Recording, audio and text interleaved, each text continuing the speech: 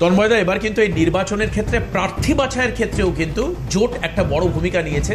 মৈথিলির মতো এত কম বয়সে যার সঙ্গীতের ভক্ত বহু মানুষ সোশ্যাল মিডিয়াতে, তাকেও ক্যান্ডিডেট করা, এবং সেক্ষেত্রে আলীনগরে মৈথিলি কিন্তু এখনো এগিয়ে রয়েছে এবং জয়ের সম্ভাবনা প্রায় নিশ্চিত।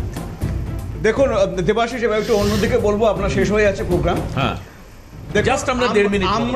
আমরা বিহার নিয়ে আনন্দ করছি এবং আমাদের কর্মীরা পুরো পশ্চিমবঙ্গ জুড়ে আজকে আবির খেলবে, মিষ্টি বিতরণ করবে, কিন্তু মনে রাখবেন যে ভারতীয় জনতা পার্টির একজন বাংলার ছেলে হিসেবে আমাদের শুধু এই আনন্দ হলে চলবে না যে বিহার এগিয়ে যাচ্ছে আর বাংলা পিছিয়ে যাচ্ছে।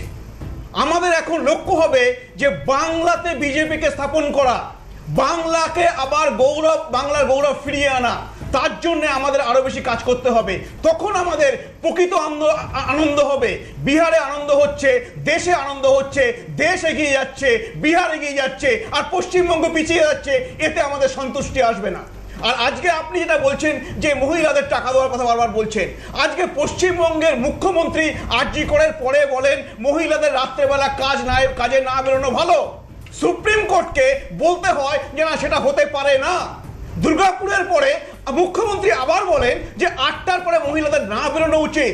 তাহলে এই যদি মহিলাদের অবস্থা করা হয়, পাশাপাশি দেখুন ওই বিহার, উত্তরপ্রদেশ, সমস্ত রাজ্যে সেখানকার মুখ্যমন্ত্রী বলছেন মহিলারা সারা রাত ধরে যে কোনো কাজে যেতে পারবে, যে কোনো কাজে করতে পারবে, তাদের সুরক্ষা নিশ্চিত করা হচ্ছে এবং হবে। তো এই পার্থক্যটা বুঝতে হবে। আর একটা কথা আমি আপনাকে বলে দিই, বারবার কথা হচ্ছে যে এই 1000 টাকা লক্ষ্মীর ভান্ডার। আজকে আপনি নীতিশ বা এনডিএ গভর্নমেন্টকে, নীতিশ যাদব হচ্ছে মুখ্যমন্ত্রী আছেন, তাকে মহিলারা ভোট দিচ্ছেন। আজকে জানেন বিহারের রেভিনিউ ইনকাম হচ্ছে মদ থেকে 0, 1 টাকাও না। আর পশ্চিমবঙ্গ প্রতি বছর মূলত ইনকাম হচ্ছে মদ বিক্রি করে।